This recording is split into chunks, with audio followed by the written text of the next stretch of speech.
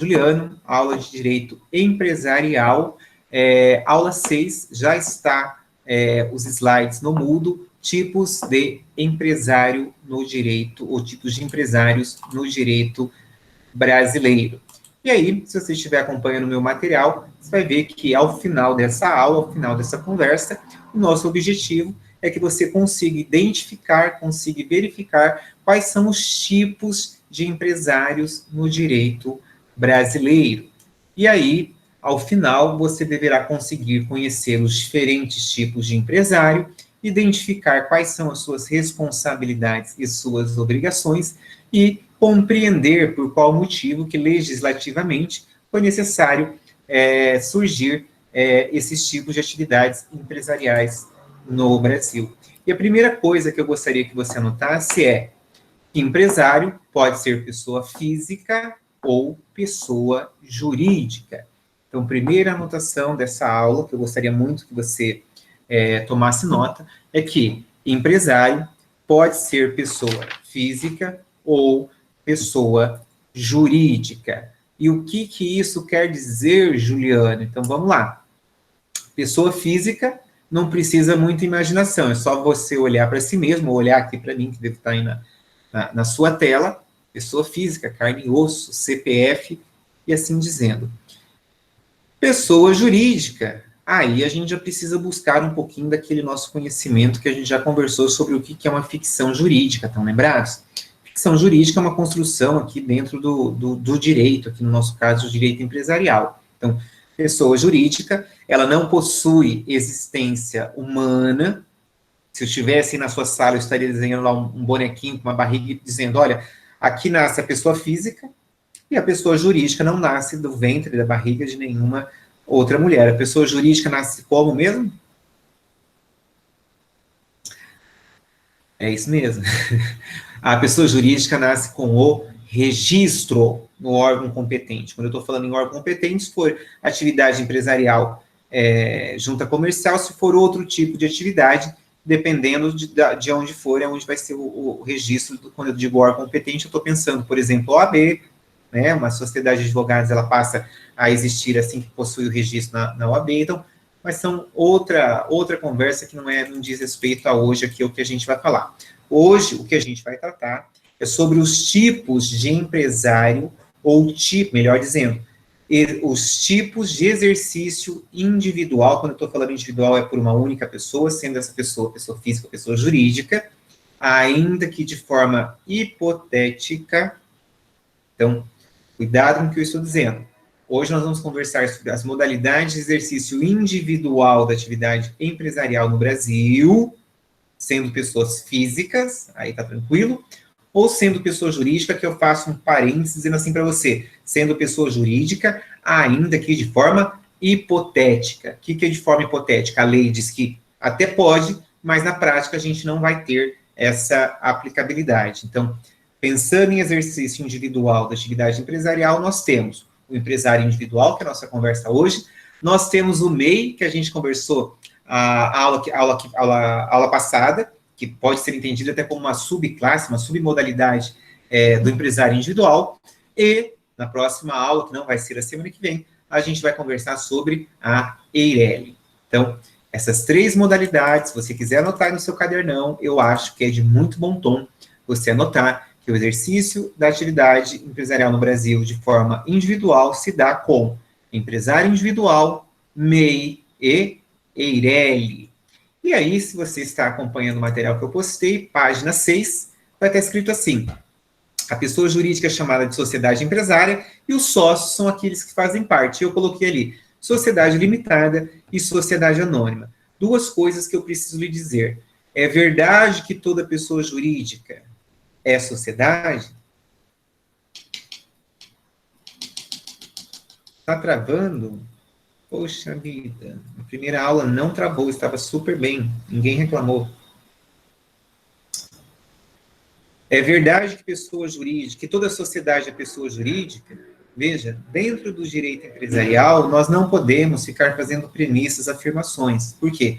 Tudo que a gente faz afirmação muito extensa, tudo que é uma coisa é outra, cuidado, você tem que ter muita certeza para poder fazer essas afirmações. Quando eu indico ali sociedade limitada e sociedade anônima, não quer dizer que existe apenas essas duas modalidades de sociedade no direito brasileiro. Na verdade, nós teremos 5 modalidades de sociedades, mais uma não empresarial. Então, nós teremos sociedade em nome coletivo, sociedade em comandita simples, sociedade limitada, sociedade por SA e sociedade em comandita por ações. Nós vamos conversar, e mais a sociedade simples, que não é empresária. Nós vamos conversar sobre tudo isso no segundo semestre. Hoje, nós vamos conversar sobre empresário individual. E para começar a nossa conversa, eu anotei ali que, fique atento, não se deve confundir empresário individual com a figura de sociedade empresária. Então, eu repito, não se deve confundir a figura do empresário individual com sociedade empresária. Sociedade empresária é quando nós temos 2 ou mais pessoas que se juntam para o exercício ali de uma determinada atividade que a gente vai estudar no segundo semestre. Empresário individual, a princípio, você considerando aqui meio junto, é o exercício individual da atividade empresarial. Estou deixando a Eireli de fora, sem falar nesse momento, porque eu não quero falar daquilo que você ainda não sabe. Hoje, nossa conversa é exclusivamente sobre empresário individual. E a primeira coisa que eu preciso que você anote aí como sendo empresário individual é pessoa física. Então, pessoa física que exerce a empresa em seu próprio nome. Quase que o conceito de empresário individual. Pessoa física que exerce a empresa em seu próprio nome, assumindo o risco da atividade. Então, empresário individual, pessoa física que exerce a empresa em seu próprio nome, assumindo o risco da atividade. E agora, antes de começar aqui a destrinchar as características aqui do empresário individual, eu vou contar uma... Lembra da fábula do gênio? Eu vou contar uma outra fábula, que também diz respeito àquela lá, para que você possa ficar com essa história na cabeça e lembrar aqui das características do empresário individual e por que ele aconteceu no direito brasileiro. Então, lembrem-se, eu disse que em 2005 eu me tornei empresário. Então, vamos voltar aqui um pouquinho para você poder entender uma coisa. O brasileiro, quando ganha dinheiro, ele quer fazer o quê? Vamos, responder aí para mim, rapidinho. O brasileiro, quando ganha dinheiro, ele quer fazer o quê?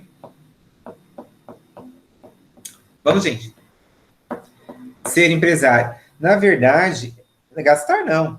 Gastar ele já gasta, né? O brasileiro, quando ele ganha dinheiro, ele quer investir. Ele não quer ser empresário, não. Ele quer investir. Então, lá no ano de 2005, tá rindo, mas é verdade. Lá no ano de 2005, então, como eu me formei em 2003 e tive a sorte lá de entrar naquele emprego que eu disse para vocês lá de advogado, lá, prestador de serviço lá dos bancos, né? Isso em 2004. Então, em 2005, né? Os meus primeiros salários, eu também já havia gasto, viajei, fiz várias coisas, troquei o carro e tal. Depois, quando a coisa começou a sobrar, né? Então, o brasileiro quer investir, né? Coisa do outro mundo, né? Então, eu também quis investir. Bem diferente do que é hoje, lá nos anos de 2005, meu pai é motorista de caminhão, meu irmão também, o meu avô foi frotista, até um número razoável lá de caminhões, e eu quis investir, na época era um bom investimento, investir em caminhões. Então, no ano de 2005, eu fui lá e comprei meu primeiro bitrem. Estou até desenhando aqui para ver se eu mostro para vocês. Desenhei no seu caderno. E se eu comprei um bitrem, né, eu sou o proprietário, no nome de quem que eu coloquei? De quem? Vamos? Comprei no meu nome, gente. Então, ó, comprei, deixa eu ver se dá para você ver, ó, tá vendo? Comprei um caminhão e coloquei no meu CPF. Eu era proprietário. E daí, meu pai, evidentemente, foi trabalhar para mim. E no primeiro mês que esse caminhão rodou, eu me lembro como se fosse hoje, meu pai depositou na conta corrente que eu separei para esse caminhão a cifra de R$ 16.500.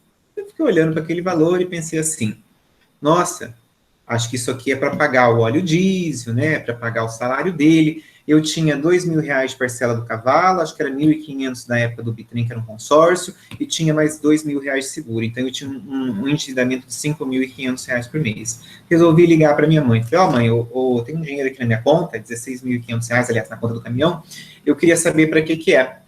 Ela falou, esse dinheiro aí é o líquido. Falei, tá, então eu tenho que pagar o salário do pai, tenho que pagar... Não, isso aí já está tudo pago, esse dinheiro é seu.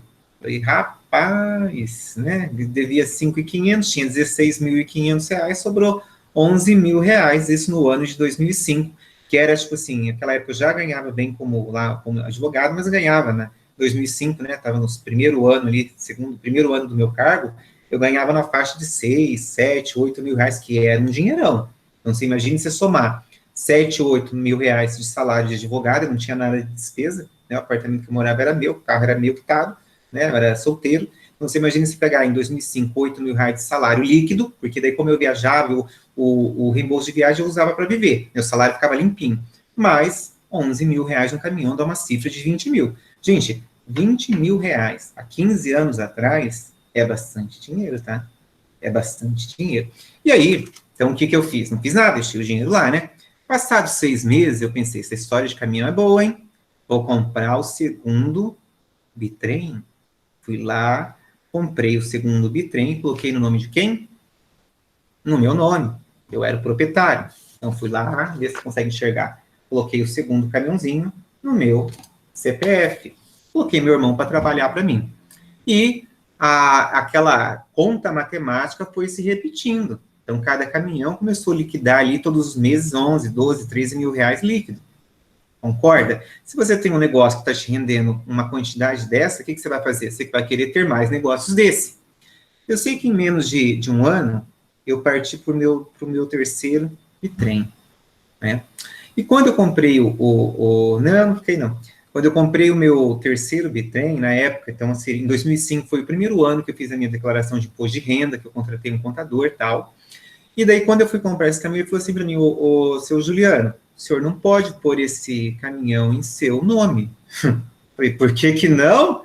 Né? Eu sou o dono, né? Por que eu não vou pôr no nome de quem? Ele falou, olha, você tem que ser pessoa jurídica. Pessoa jurídica, você vai dizer, você deve estar pensando, nossa, Juliano, mas você é burro, né? É advogado e não sabe uma coisa como essa? Lembrando que eu me formei com o Código de 1850, com o Código Civil de 1916, e lembrando que eu tinha um cargo que eu trabalhava 10 horas por dia mexendo com direito bancário. Então, assim, se tem uma coisa que eu não estava esquentando a cabeça, é com outro tipo de legislação. Meu negócio era direito bancário, revisional, busca e apreensão, era isso que eu vivia, comia, dormia, viajava, dormia fora, essa era a minha vida. E aí, quando ele me falou, você precisa se tornar pessoa jurídica, falei para ele, como? De que forma? Ele falou, você precisa abrir uma sociedade limitada. Eu fiquei pensando, sociedade limitada?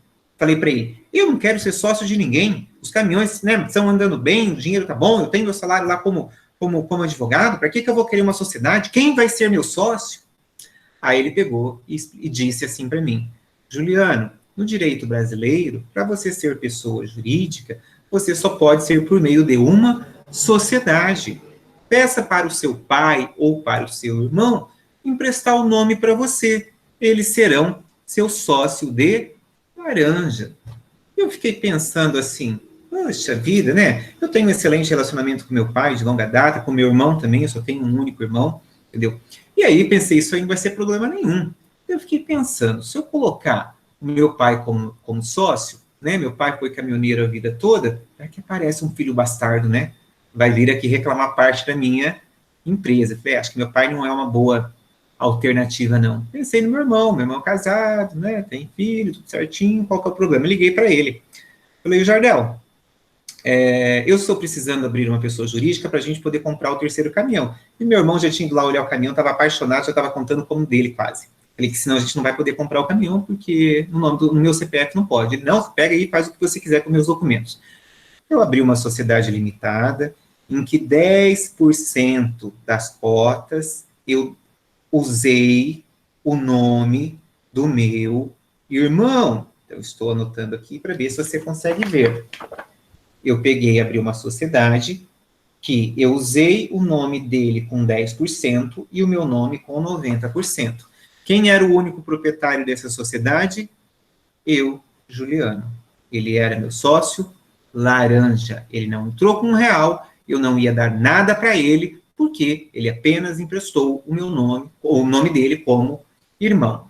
E as coisas naqueles anos, gente, foi antes da crise de 2008, as coisas, o governo estava liberando muito crédito, né? Então, era um segmento ali que era um segmento promissor. Não fui só eu que investi em caminhão, muita gente investiu em caminhão. E lembrando que nós estamos em Maringá, que é terra do G10, e do HU, que são uma das duas aqui do Paraná, uma das duas maiores donas de caminhão frotistas, né, que a gente tem. Então, você imagina, você na terra dos gigantes, é claro que você vai querer ser gigante também. E ali eu dei uma, como diz o outro, eu abri a mão um pouquinho mais do que eu devia, mas as coisas andavam bem. Então, rapidamente eu saí de 3 caminhões e cheguei a 9 caminhões, né? E aí, evidentemente, com 9 caminhões, meu pai trabalhava para mim, meu irmão trabalhava para mim, minha mãe cuidava da parte ali da logística, um outro tio que eu tenho também veio trabalhar para mim, e as coisas estavam andando, até a crise de 2008, as coisas estavam andando normalmente bem, né? Eu continuei lá sendo advogado, e daí investi meu dinheiro em umas outras coisas, mas assim, aqui seguiu a minha transportadora.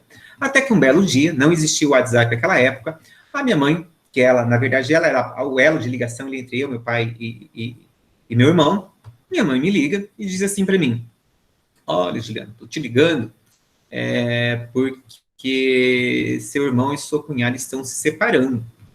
Eu, que pena, né? Um filho pequeno, né? Porque vai se separar, né? E fiquei pensando assim: será que minha mãe vai pedir para eu assinar a separação deles? Né? E deixei lá, minha mãe falou um monte de coisa, eu nem escutei direito o que ela estava falando. Falei assim para ela: mãe, o negócio é o seguinte, eu sou advogado de Itaú, não sei o que, não sei o que, não sei o que, eu não posso assinar nada fora disso, manda eles procurarem um advogado, se precisar de alguma orientação eu posso dar até por telefone, mas eu não quero me envolver no processo de separação deles. Falei isso para minha mãe. Minha mãe falou o quê para mim? Você não está entendendo. Você tem um problema. Eu falei: eu? Problema? Eu não estou me separando de ninguém, qual é o meu problema? Ela falou: justamente, sua cunhada consultou um advogado, o advogado tirou uma certidão na junta comercial, tirou as certidões no Detran, e a sua cunhada quer a parte do seu irmão na sua empresa. Eu falei: não entendi. A sua cunhada quer os 5% de todo o patrimônio da empresa e das cotas que seu irmão tem, que estão no nome dele. Falei: agora eu entendi o que você está dizendo. Manda meu irmão me ligar, falei para ela. Não existia WhatsApp naquela época. Demorou uns 3 dias até que ele teve coragem de me ligar. Entendeu? Você imagina que eu fiquei 3 dias pensando: nossa, mas eu faço o que eu tiver que fazer, mas eu não vou dividir isso com ninguém, é meu. Né? Por que eu vou dividir com os outros? Ainda mais os outros que estão se separando, que não tem nada a ver com a história. Ele me ligou e eu disse assim para ele: Jardel, eu vou te falar uma coisa, eu não sei o que você vai fazer, mas você trate de resolver essa questão dessa separação, porque eu não vou dividir meu dinheiro, meus bens, minhas coisas com ninguém. Eu não sou casado e eu não vou dividir, você se vire. Entendeu? Ele deu um jeito, né? Não sei que jeito, foi lá e reatou. Esqueceram essa história da separação. Primeira coisa, o que eu fiz depois disso, como dono da empresa? O que eu fiz assim que eles reataram o casamento? Claro, tirei ele, tive que pôr quem? Tive que pôr o meu pai. Então, vejam que colocando o meu pai, eu voltava naquela velha situação de, se meu pai viesse a falecer, quem que ia ser herdeiro junto comigo depois de novo? A minha cunhada. Então, vejam que esse era o mecanismo em 2005. Então, para eu, Juliano, conseguir ser empresário, né, dono da empresa, eu tive que ter uma sociedade limitada, em que eu tive um sorte de laranja, que por muito pouco não me deu problema. E olha que era o meu irmão. Então, se você me perguntasse qual era o meu desejo ali no ano de 2005, qual era o meu desejo empresarial?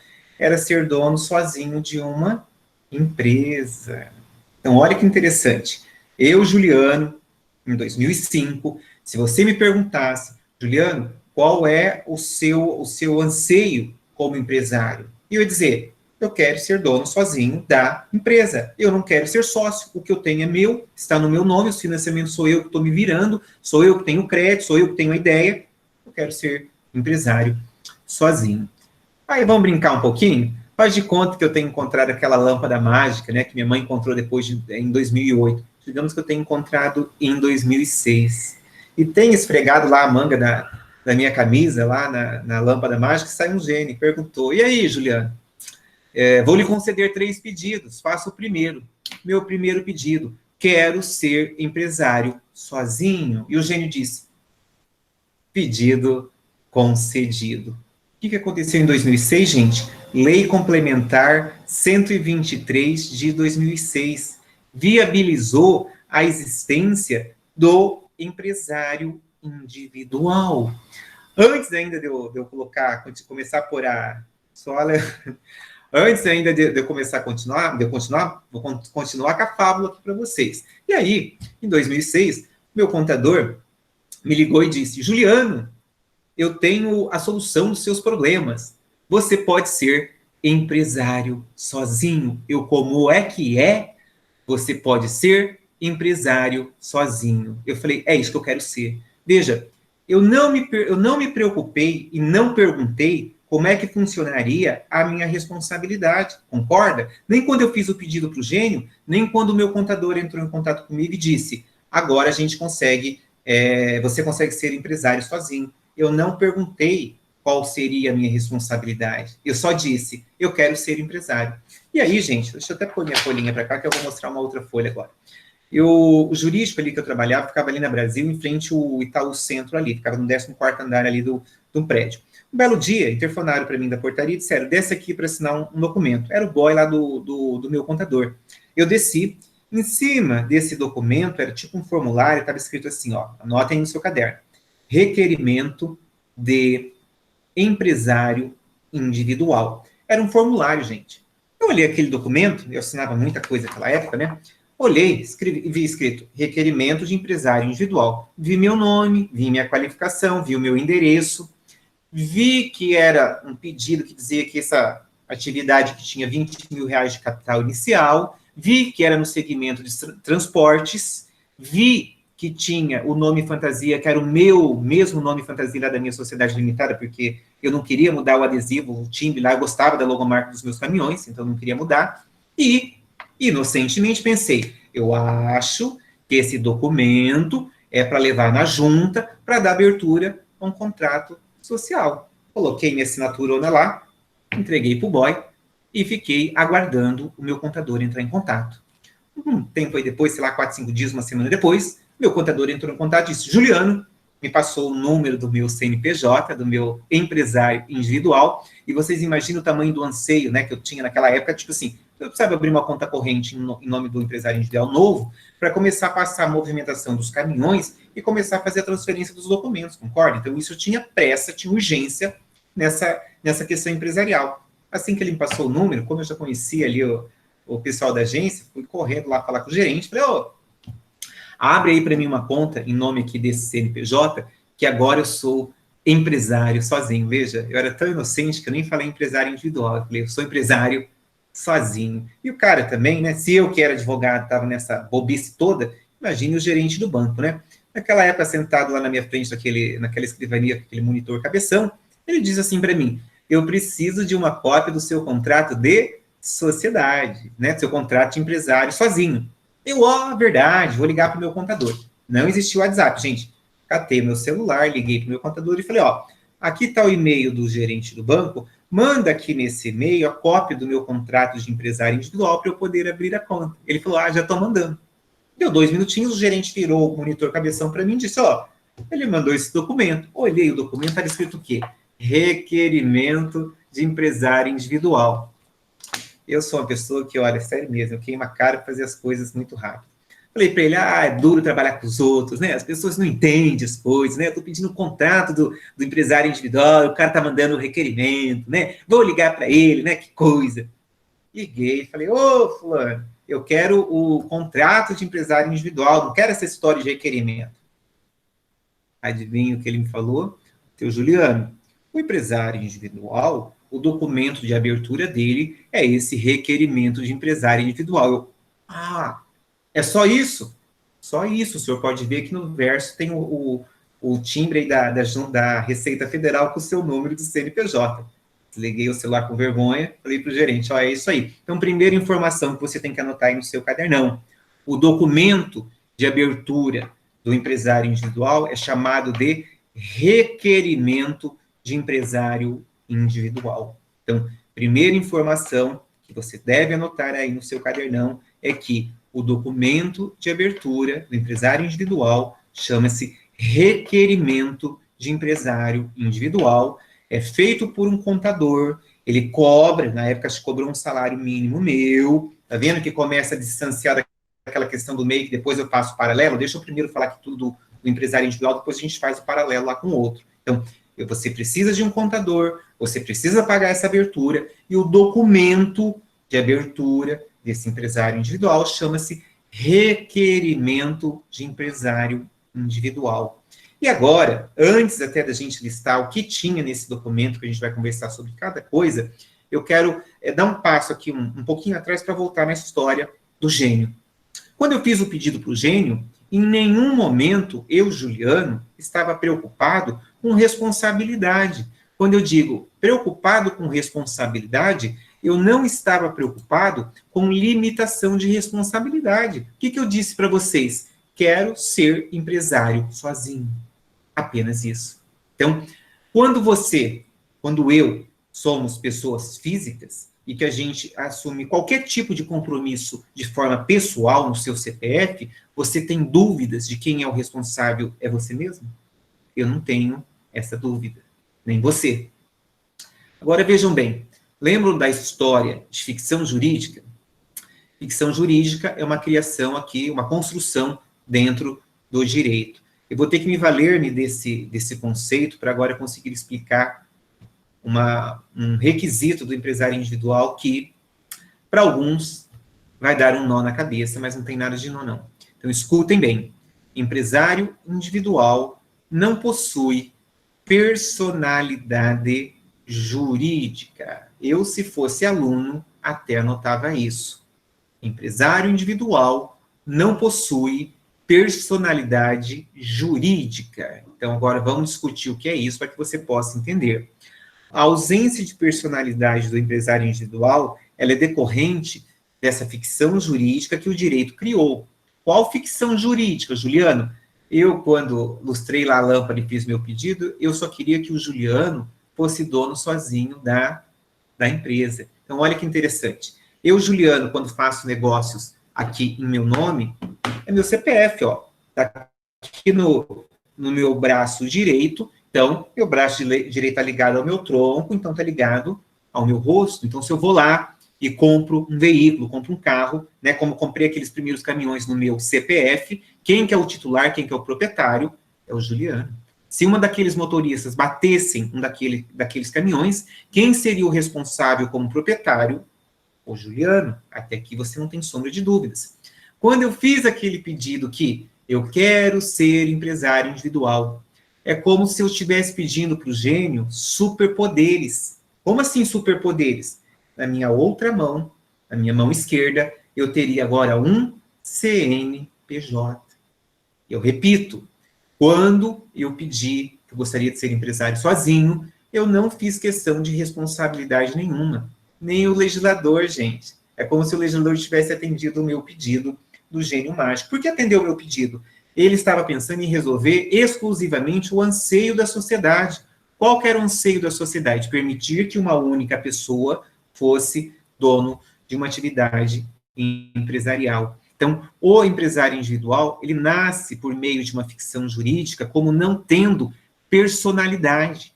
Quem é o titular dessa atividade é o próprio dono, é ele mesmo. Você tem dúvidas que você é o titular do seu CPF? Dito que não, né? Se tiver dúvida com relação a isso, precisa dar uma conversadinha com um psicólogo, psiquiatra, né? Ou com alguém que possa te ajudar a elucidar essa questão. Dentro aqui do direito civil, você é o dono do seu CPF, você responde por ele. Não existe outra pessoa. CNPJ, do empresário individual, vejam, ele está ligado com o mesmo tronco. Então, quem é o titular, quem exerce essa atividade empresarial, olha quem é. É o próprio dono, é a pessoa física. Juliano, você está dizendo coisas que não têm muito sentido.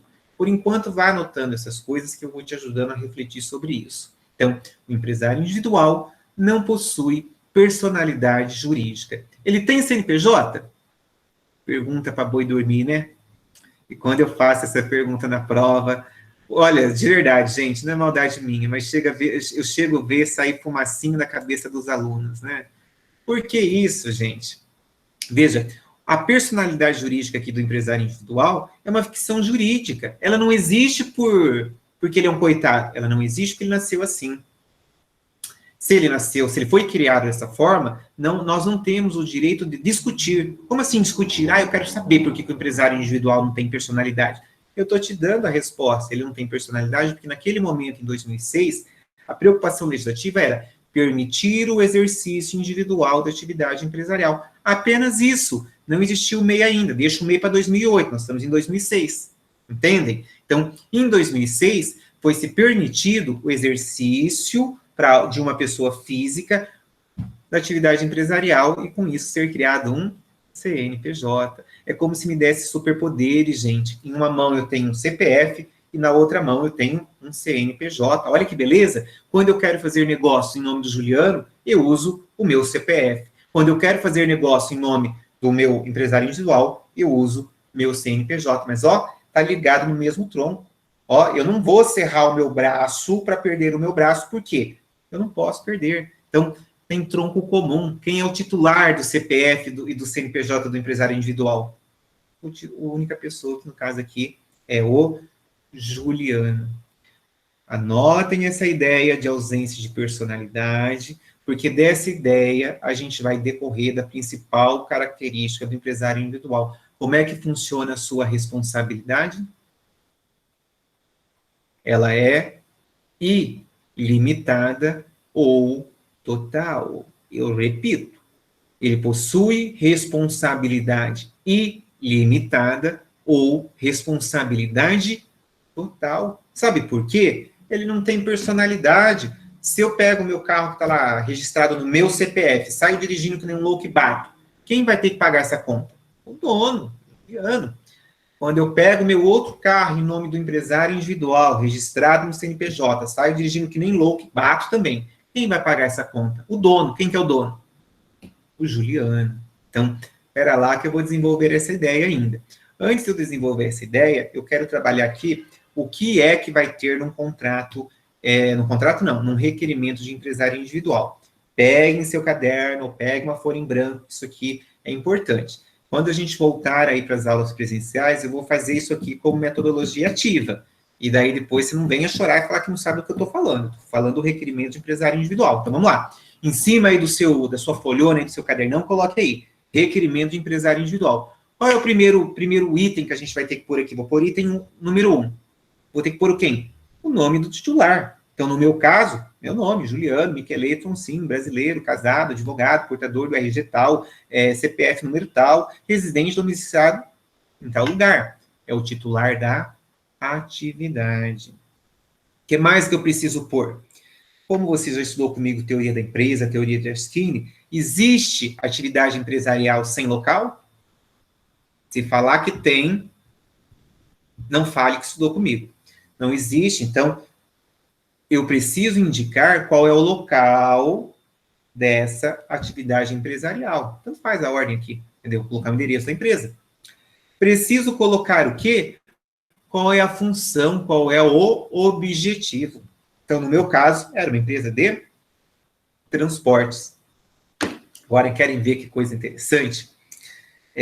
Dentro aqui do direito empresarial, né, nós precisamos indicar de forma técnica, como se dá, como se forma os nomes empresariais. Aqui umas 3 aulas a gente vai trabalhar especificamente isso, mas eu preciso já explicar isso para você, infelizmente.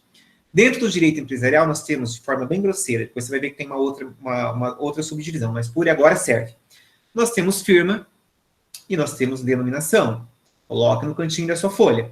Firma é igual nome de família, Denominação, você está denominando, é uma invenção dentro do direito.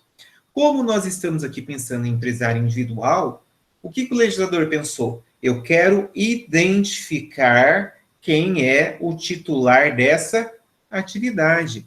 Se eu quero identificar o titular dessa atividade, eu preciso do sobrenome dele. Então, ainda que pareça estranho, até porque nós estamos 1000 anos depois do início ali da Idade Média, na Idade Média, o direito comercial ele se difundiu através das famílias, e as famílias eram identificadas através dos seus sobrenomes. Então, no segundo semestre, quando eu for falar de sociedade, eu vou dizer, olha, a primeira sociedade surgiu lá na época das corporações, surgiu no seio familiar e era chamada sociedade em nome coletivo. E o seu nome empresarial era firma. Então, aqui no nosso requerimento de empresário individual, o legislador pensou o seguinte, eu quero identificar quem é o titular. Como é que eu vou identificar quem é o titular? Bom, em sendo o Juliano, eu penso que eu vou pôr... Eu poderia até escrever Juliano, mas Juliano não identifica ninguém, tem um monte de Julianos. Então, eu vou colocar J. Ponto. Poderia colocar Miquelete, que é da minha mãe? Poderia, mas eu também poderia não pôr como fiz a opção de não pôr. Então, coloquei J.M. Agora eu preciso identificar a minha família, que é a família lá do meu pai. J.M. Sonsim. Então, isso aqui é a firma dentro do direito empresarial, pensando em nome empresarial. Preciso indicar qual é o ramo que eu vou trabalhar. Então, poderia ser qualquer coisa. No meu caso específico, meu ramo era transportes. Então, J.M. Sonsim, transportes. Esse é o nome empresarial. Está faltando alguma coisa aqui no nome empresarial?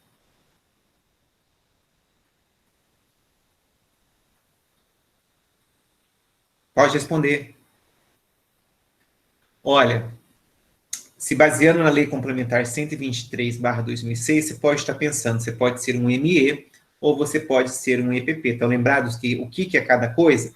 ME, faturamento até R$360 mil, EPP, faturamento superior a R$360 mil, inferior a 4,8 milhões de reais. Evidentemente que eu era um ME. Então, o meu nome empresarial, quanto empresário individual, era JM Sonsim, Transportes ME. Como é que eu traduzo isso em direito? Iniciais, mais sobrenome, mais ramo da atividade. Hoje tem uma resolução da Receita Federal, que eu acho que é de 2017, depois na aula oportuna, que daqui umas 3 aulas eu vou mostrar qual é essa resolução, a Receita Federal tem dispensado essa inclusão de ME ou EPP, sabe por quê? Porque isso aqui é um critério tributário, não é um critério de tipo de empresa, concorda? Não é o ME ou o EPP que vai dizer que você é empresário individual ou é uma sociedade. É uma classificação para a gente beneficiar o exercício da atividade empresarial. Então, lembraram? Conversamos a aula passada inteirinha, ou não vai fugir disso. Então, hoje, você nem precisaria colocar o ME, seria apenas JM, sim, transportes. Entendido como é que funciona o nome empresarial do empresário individual? Pergunta boba. Tem nome fantasia? Por como item 5. Se você não dormiu de tanta fome que deve estar, eu falei agora há pouco que tem nome fantasia e que, inclusive, eu usei o nome fantasia da minha sociedade lá limitada. Juliano, mas a gente não pode copiar o nome dos outros. Realmente, a gente não pode copiar nomes dos outros. Então, mas olha só, Júlio, eu preciso te falar uma coisa. No segmento de transportes, a Receita Federal autoriza você declarar 60% do faturamento como despesa. Então, você precisa declarar apenas 40% como rendimento líquido. Então, ainda que os benditos 9 caminhões bruto daria muito mais que 360 mil reais, para fins de fisco, eu tinha um recolhimento muito menor, porque eu não declarava o valor real, né? Infelizmente, fazia a sonegação mesmo, até porque se fosse para fazer ali o recolhimento da forma redondinha, acho que não ia sobrar nada. Quando eu digo acho que não ia sobrar nada, realmente, a carga tributária é muito alta aqui no Brasil. Precisamos de uma reforma tributária, mas essa conversa é outra. Vamos voltar aqui para o meu negócio. Então, empresário individual tem nome fantasia? Tem nome fantasia, sim. Pode ser igual ao nome empresarial? Não precisa ser igual ao nome empresarial. Mas, se quiser, fique à vontade. O meu era diferente, o meu eu usei o mesmo que eu já tinha, que eu gostava muito, meus caminhões já tinham todas as cabines adesivadas, tinha o quebra-sol escrito, as minhas lonas estavam timbradas, eu achava a coisa mais legal do mundo. Seguindo aqui, pergunta que não quer calar. Quem é o representante dessa empresa? Preciso escrever aqui no requerimento quem é o representante? Por que será que vocês demoram tanto para responder? Tá com o dedo duro aí? Podem até abrir o áudio se quiser. Quem será? Preciso constar aqui no requerimento de empresário individual quem representa essa empresa? Respondo para vocês. Sim ou não? Não. Por que que não? Se eu sou o titular, por que que eu tenho que escrever uma cláusula dizendo que eu represento essa atividade? Então, estão vendo por que que não existe contrato de empresário individual e sim requerimento? Porque você é sozinho, gente. Quando você é sozinho, você não precisa fazer cláusula para si mesmo, concorda? Não existe nenhum contrato feito por você mesmo, escrito assim, eu vou assistir a aula do professor Giuliano e vou aprender tudo o que ele está dizendo. Você pode até pensar, mas você não precisa escrever isso de forma contratual, porque é você com você mesmo, concorda? Então, aqui no empresário individual, esta é uma das explicações, este é um dos argumentos, o porquê que não se tem contrato de empresário individual e sim requerimento. Eu sou o dono sozinho, eu não preciso fazer contrato que eu sou responsável, eu sou o único titular. Eu não preciso escrever que eu sou o representante dessa atividade, até porque a única pessoa que pode representar é o próprio titular. Preciso pôr mais alguma coisa ou posso encerrar o meu contrato? Preciso colocar capital inicial, né? Existe capital inicial mínimo? Vocês estão aí ou será que caiu a conexão, hein? Não tem capital social mínimo. A lei determina que o seu capital social seja condizente com a sua atividade empresarial. No meu caso ali era 20 mil reais. Aí você vai pensar, mas 20 mil não compra um caminhão. Você não precisa ser dono do caminhão para ser transportadora, gente. O caminhão é patrimônio. Eu não preciso, eu posso ser transportadora sem ter nenhum caminhão. Preciso explicar quem são os meus sucessores no caso de morte? Não preciso. O empresário individual vai seguir o direito civil, no caso de morte, recebe-se, né, faz a liquidação e recebe-se ali os herdeiros como diz o outro, do de cujos, né, de quem já morreu. Com isso, a gente fecharia o contrato de empresário individual. Você vai dizer, mas está muito fácil essa história. Então, pera lá, que agora eu vou contar um caso real, e agora você vai entender qual é o problema de tudo isso aqui. No ano de 2010, gente, eu fiquei fazendo parte, em 2005, logo que eu comprei o primeiro caminhão, eu entrei numa associação aqui de donos de caminhão, na época nós éramos em 35, se não me engano, 33, uma coisa assim, 35 donos de caminhões. Eu entrei logo no começo, 6 meses depois que a associação foi fundada, eu entrei. Não preciso explicar para vocês que se eram donos de caminhões, a maioria ali era caminhoneiro. Eu já era advogado, então eu tinha conhecimentos, digamos assim, científico, melhor, mais do que eles. E fiquei nessa associação até 2014, quando eu vendi meu último caminhão. Quando eu me retirei da associação como associado, né, eles resolveram me contratar como advogado. Então, eu sou advogado deles até hoje, recebo mensalmente.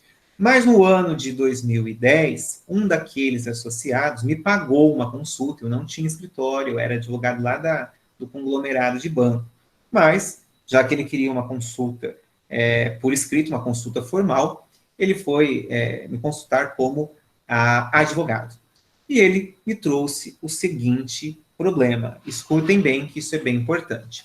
No ano de 2010, teve um acidente muito triste lá no estado de Santa Catarina, passou até no Fantástico, se eu não me engano, de um caminhão, um bitrem, que bateu em um ônibus de transporte, um ônibus aí de turismo, e esse ônibus rolou ribanceira abaixo. E morreram, infelizmente, 55 pessoas nesse acidente. Primeira pergunta, entendeu? Quanto no direito brasileiro indeniza-se pela perda de uma vida? Não levando em consideração a estimativa nem dependentes. Explico. Eu tenho uma prima que faleceu em 2014, vítima de um acidente automobilístico. Ela era solteira, não tinha filhos, não tinha esposo, e os pais não eram dependentes dela. Com a morte dela, não gera pensionamento. Por que não gera? Porque ela não tem dependência. Então, naquele caso, inclusive a ação está rolando até hoje, ela era vítima, ela não foi a causadora do acidente, mas o caminhão que causou o acidente tem seguro, e infelizmente, como o condutor não assume a culpa, e né, infelizmente ele é o único sobrevivente do acidente, ele tem que ou confessar a culpa, ou via técnica, que é o que eu estou tentando fazer, provar de que ele é o responsável para a seguradora vir e indenizar, no caso ali a família da minha prima, minha tia.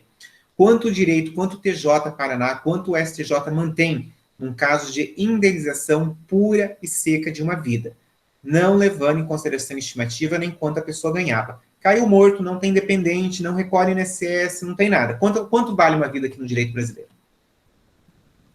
Quanto antes vocês responderem, antes a gente vai embora. Exato, Júlia. Mais ou menos isso que é um absurdo.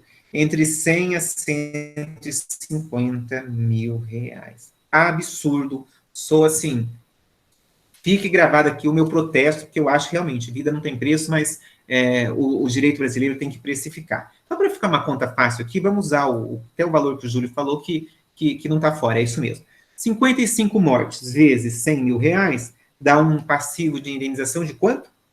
5,5 milhões de reais. Vejam bem, o meu cliente, lá, o associado, me consultou na condição dele ser empresário individual.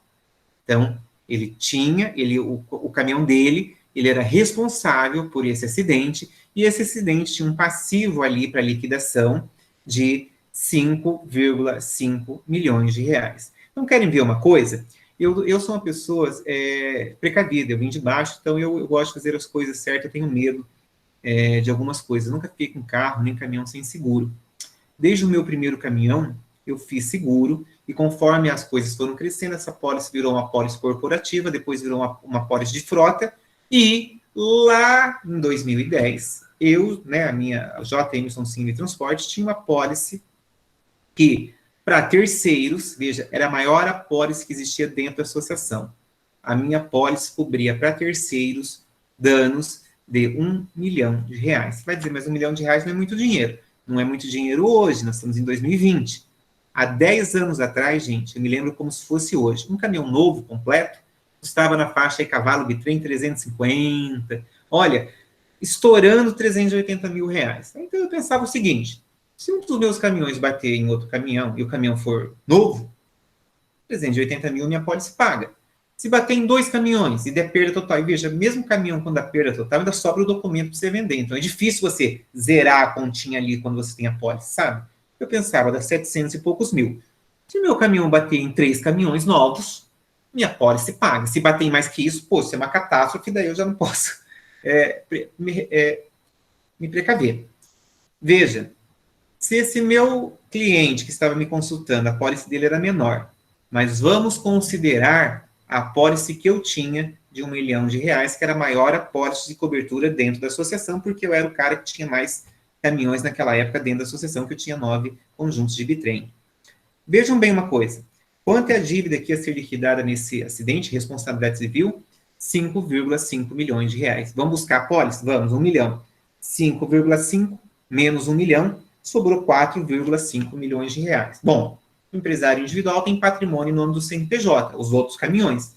Vamos fazer uma conta rápida aqui, os caminhões eram financiados, tinha dívida, vamos dizer que eu consegui liquidar mais 1 milhão de todo o patrimônio do meu empresário individual. 4,5 menos 1 milhão de patrimônio, sobrou quanto? 3,5 milhões de reais. Pergunta boba. Quem vai pagar esses 3,5 milhões de reais?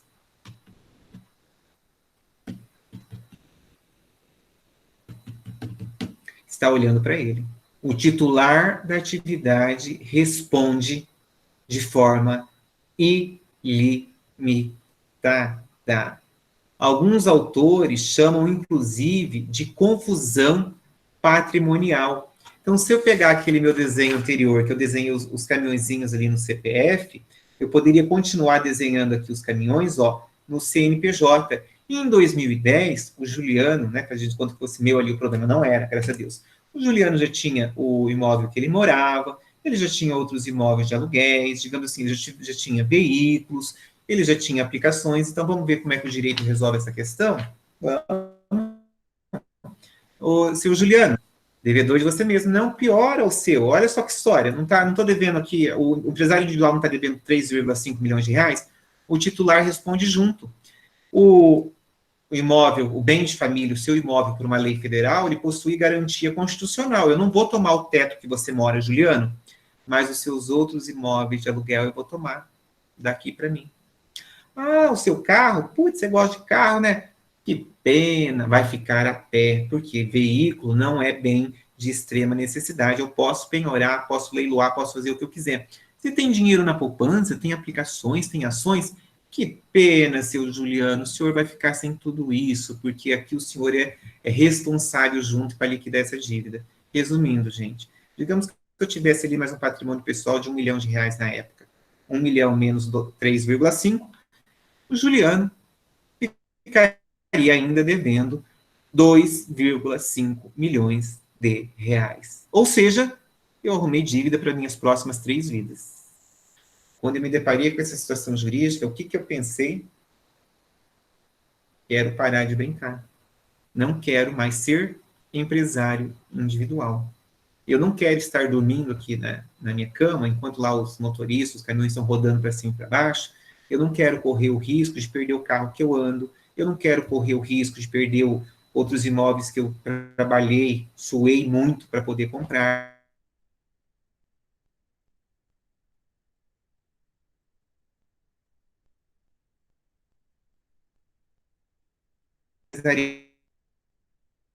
E ali eu estava arrumando uma dívida para 3 ou 4 gerações, porque 2,5 milhões de reais em 2010, gente. Se hoje eu já me assustaria. Travou onde? Até onde vocês me escutaram? Na dívida, nos 2,5 milhões. Então, quando eu me deparei com esse problema, eu decidi que eu não queria mais ser empresário individual, eu não queria mais mexer com caminhão, porque o risco era muito grande. Então, ainda que eu tenha me valido dessa história cabulosa para chocar vocês, essa história não é minha, graças a Deus, mas essa história é verdadeira. Como assim é verdadeira? O empresário individual, com a Lei Complementar 123/2006, ele foi criado para regularizar a situação de alguém que quer ser empresário sozinho. Mas o que o legislador não pensou? O legislador não pensou na limitação de responsabilidade.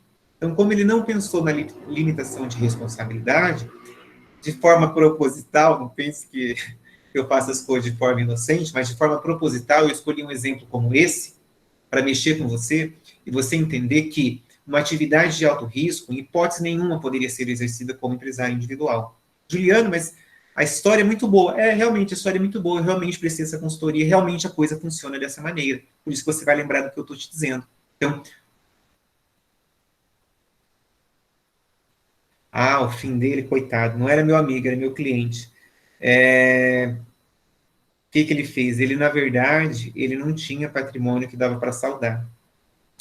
Ele não tinha patrimônio que dava para saldar a dívida. Então, ali foi liquidado a apólice, foi entregue o que ele tinha ali de caminhões, e ele não tinha, ele só tinha o bem de família, aquela casa que ele morava, né? Tinha um carrinho velho que ele vendeu, e assim, realmente, ficou sem nada, deve estar até hoje a execução lá suspensa. Então, é um exemplo que dói o coração da gente, mas ele serve de exemplo. Por que ele serve de exemplo? Eu não quis mais ser empresário, individual não. No entanto, que eu fui desfazendo ali dos meus caminhões, eu gastei de 2010 a 2014, quando eu liquidei toda a minha frota ali. Na verdade, em 2014 sobrou um único caminhão, que aquele eu falei, não, esse eu não vou vender, que era um empregado que trabalhava para mim desde 2005, e para você ver como é o destino, né? A gente não escolhe o destino. Na primeira viagem, que eu fiquei com o único caminhão, falei assim, não, um caminhão só eu vou manter. O que acontece é que o caminhão se envolveu no acidente, tombou, deu perda total, né?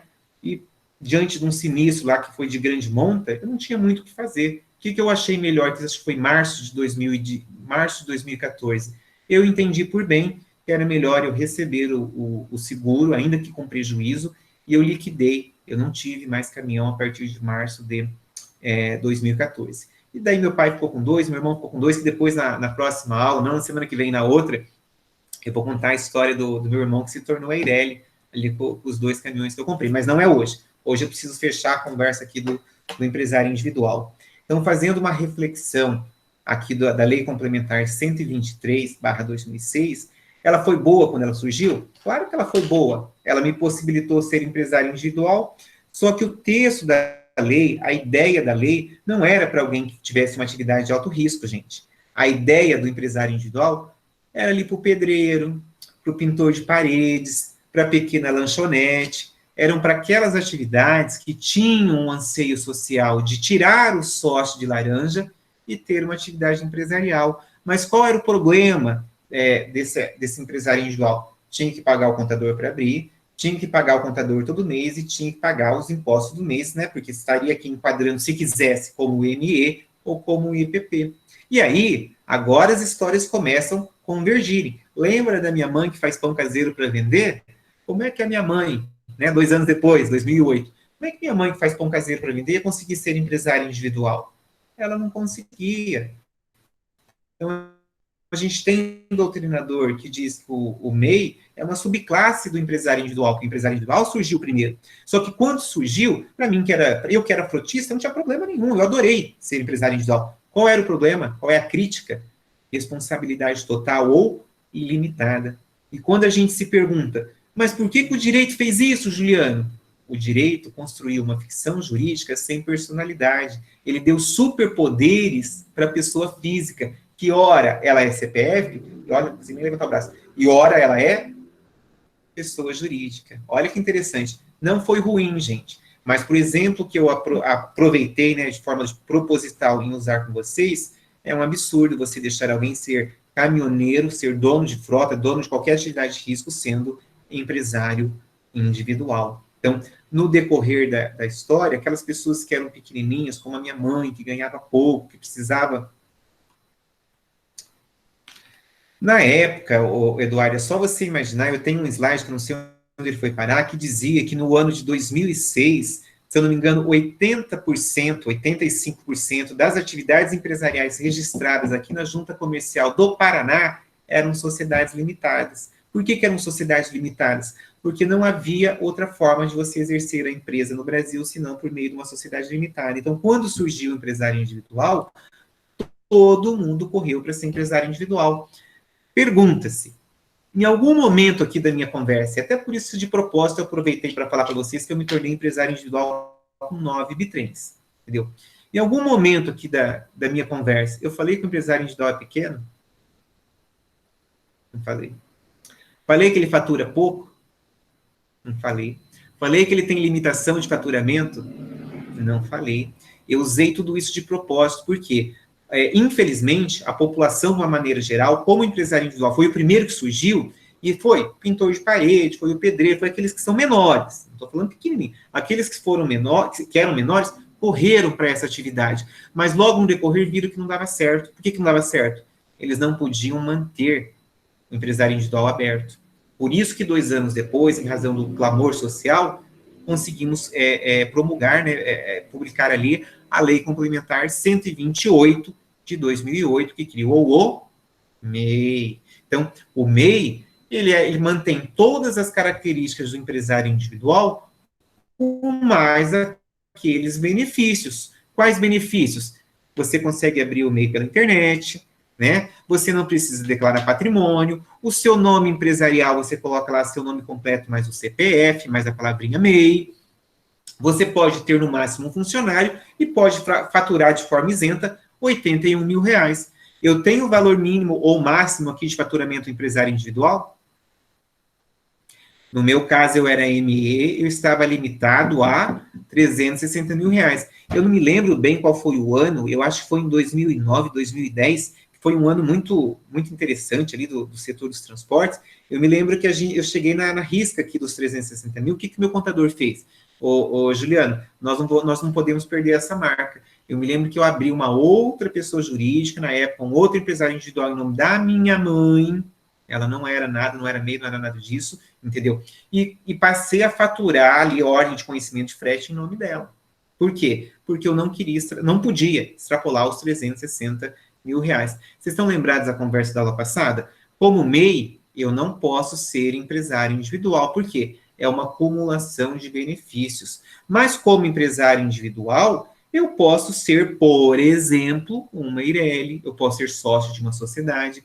Esse meu empresário individual, lembra que eu já contei para vocês, ele não tem dívida, ele está com a atividade, digamos assim, suspensa na Receita Federal, mas ele está ativo, eu declaro ele no meu imposto de renda, inclusive ano passado eu acabei comprando um veículo em nome dele, entendeu? Ah, mas por que você não baixa? Eu ia baixar, mas como isso aí está lá no meu imposto de renda, está lá desde 2006, entendeu? Ah, acabou ficando, entendeu? E, no entanto, que o ano passado me valeu para eu estar comprando um carro ali com desconto do empresário individual, olha que coisa.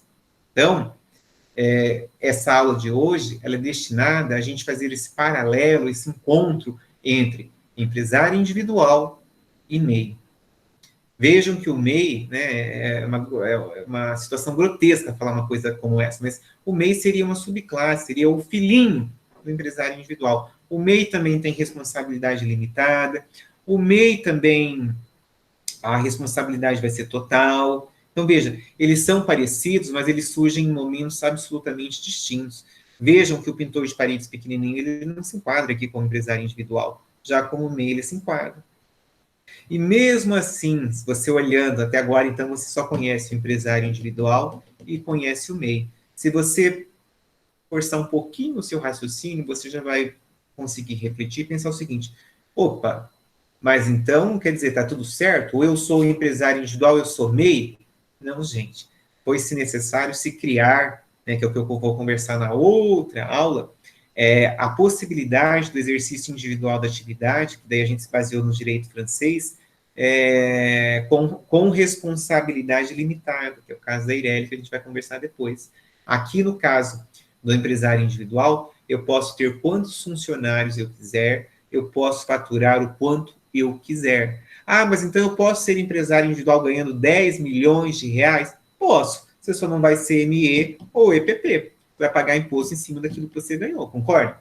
As pessoas, elas não gostam de pagar imposto, mas depois, quando você fica adulto, você entende que se você está pagando imposto é porque você está tendo faturamento. Né? Não conheço ninguém que pague imposto sem faturar, não existe isso. Entendem? Então, aqui seria, deixa eu até passar ali para ver se eu não esqueci de nada, ó, tem ali o slide número 9. Então, assim, anotem aí. A própria pessoa, pessoa física é o titular da atividade. Ah, pergunta. Pessoa jurídica pode ser titular do empresário individual? Repito. Pessoa jurídica pode ser empresário individual? Eu, hein? Se responder que sim, está precisando consultar ou não. Claro que não. Em hipótese nenhuma. Pessoa jurídica não pode ser empresário individual, porque para ser empresário individual tem que ser pessoa física. Não errem isso. Empresário individual tem CNPJ? Não. CNPJ tem sim. Como é que eu vou registrar os caminhões se não tenho CNPJ? O que eu não tenho? Não tenho personalidade jurídica. Juliano, isso aí ainda não entrou na massa do meu ser. Depois que a gente terminar a aula, que você deitar lá no seu travesseiro bem gostoso, deixa o seu celular de ladinho ali, pensa um minutinho no que eu estou falando para você. Entendeu? Verdade, super. Ó, é brincadeira minha, é que pena que eu não posso desenhar aqui, mas quando a gente chegar aí que eu vou fazer uma revisão, quando a gente estiver ao vivo e a cores novamente, eu vou desenhar um menininho que uma mão ele vai ter um CPF, na outra mão ele vai ter um CNPJ. Eu estou meio prejudicado porque eu comecei a fisioterapia semana passada e ainda não estou mexendo muito lá grandes coisas no meu braço da cirurgia, mas logo até a gente voltar ele vai estar bom. Então eu sempre desenho um menininho que numa mão ele tem um CNPJ e na outra mão ele tem o CPF. A Lei Complementar 123 de 2006, com relação ao empresário individual, ele me deu superpoderes. É a brincadeira do gênio mágico, é uma fábula. É uma fábula. Ah, mas por que você fala tanta bobeira? Eu não falo bobeira, eu falo fábula, conto história, porque quando a gente constrói um mapa mental, fica muito mais fácil de você lembrar a matéria. Posso registrar caminhão no CNPJ, deixa eu ver que sumiu aqui da minha tela. Posso registrar caminhão no CNPJ, imóveis, isso não confunde patrimônio? Murilo, bem lembrado de uma coisa. Os doutrinadores chamam, classificam o empresário individual como confusão patrimonial. O dia que eu li a primeira vez essa locução, confusão patrimonial, eu não entendi. Eu fiquei pensando, como é que será essa confusão patrimonial? Deixa eu ver se eu consigo terminar o meu desenho aqui para vocês. Em sala de aula, eu adoro fazer isso, mas aqui vai estar meio difícil, até que meu papel está difícil de ler. O empresário individual, ele seria um conjunto unitário aqui dentro do mundo jurídico com todos os bens. Como assim todos os bens?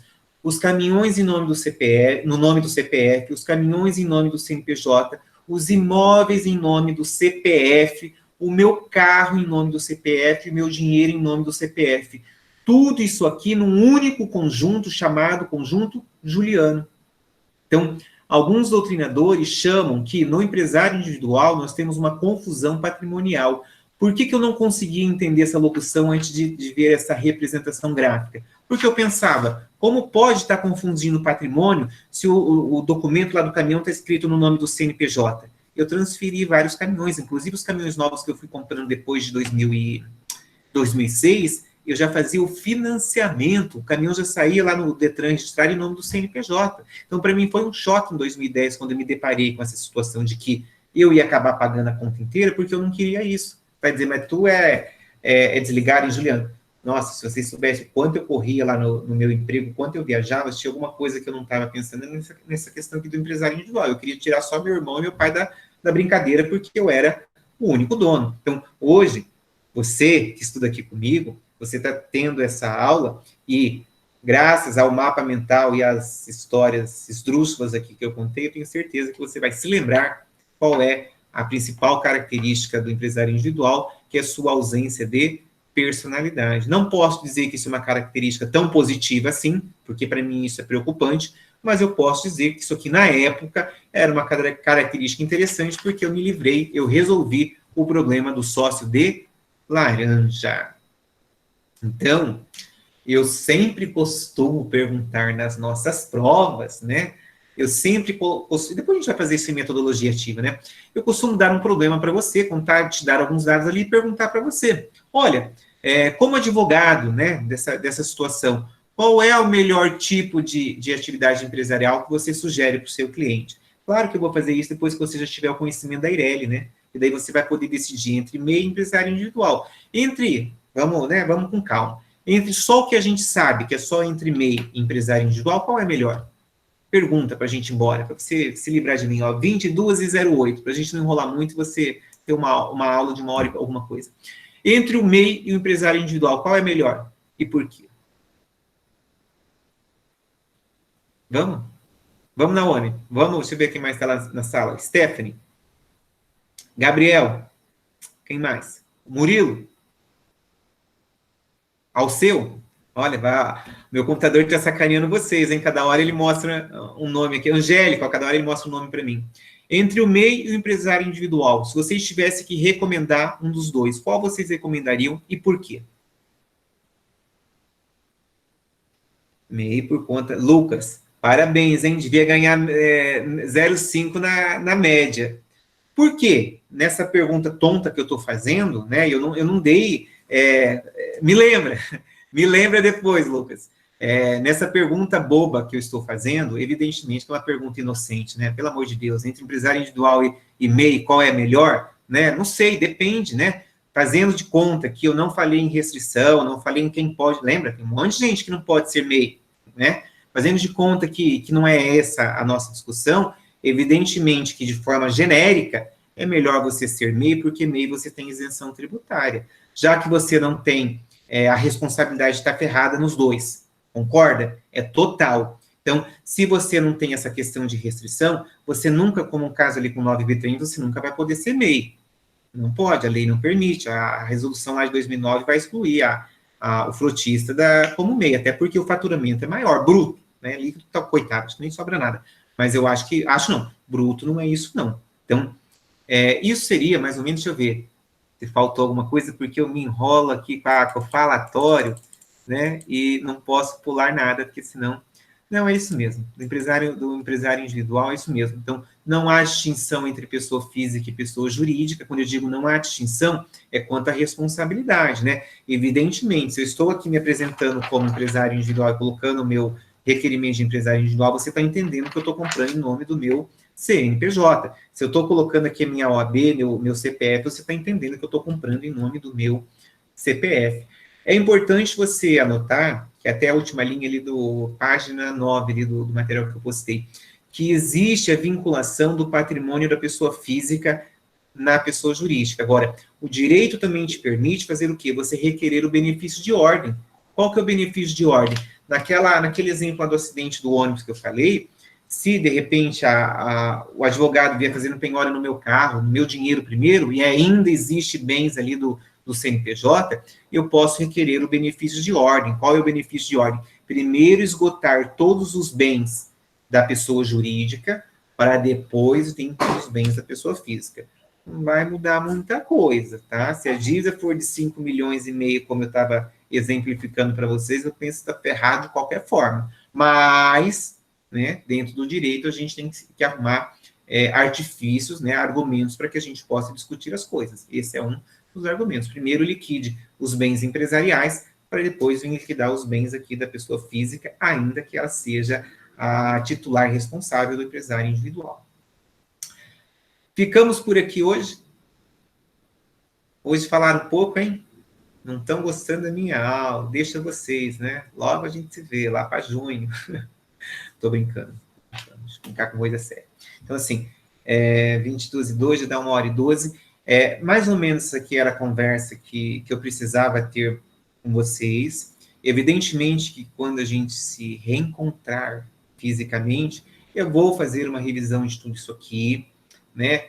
Desculpe aí algumas brincadeiras, mas eu gosto da questão do mapa mental, de trabalhar aqui com a fábula, com a realidade. Eu acho que isso ajuda você a entender a discussão, a lembrar por que as coisas são como são. Me coloco à disposição para vocês estarem mandando questões para mim, no meu e-mail, no meu WhatsApp. Não vou nem falar WhatsApp pessoal, porque só tem um, né? Pode mandar para mim. Na hora que você não tiver nada para fazer, estiver cansado de ficar em casa, eu vou estudar direito empresarial, deixa eu cutucar o Juliano, entendeu? Manda lá para mim e te respondo. Se eu souber, eu te respondo. Se eu não souber, eu invento. Mentira, não invento nada, não. Então, assim, que continuem em quarentena, ou aqueles que precisam trabalhar, né? Muitas atividades estão voltando, que usem a máscara de proteção, que usem o álcool em gel, e que a gente se mantenha unido aí como comunidade acadêmica, porque esse momento vai passar, né? E a gente vai continuar junto aí, você vai continuar estudando aí na UniSCB, e a gente vai terminar esse semestre, teremos outro semestre, e as coisas vão se encaminhar. Beleza? Já que vocês não falam nada, né? Vou ficando por aqui, e quarta-feira que vem não tem aula, olha só que beleza, estão livres de mim, eu ficaria aqui na saudade de vocês, mas ficarei aqui lançando as notas no Jacard, e a gente se encontra na outra quarta-feira, que eu vou continuar na sua conversa aqui sobre Eireli. Assim que essa aula baixar aqui no meu e-mail, baixa ela lá no Moodle para aqueles que não puderam se fazer presente. Combinado? Bom final de semana e até uma próxima, né? Não fujam de mim, que vocês precisam estudar comigo, mas hoje a gente termina o primeiro bimestre, né? E que, infelizmente, a gente vai acabar não fazendo uma avaliação, entendeu? Agradeço e boa noite para vocês e se cuidem, entendeu? Fiquem com Deus e que na próxima quarta-feira estamos aqui para contar mais um pouco de história para vocês. Combinado? Então, até mais e encerro aqui por aqui nossa conversa.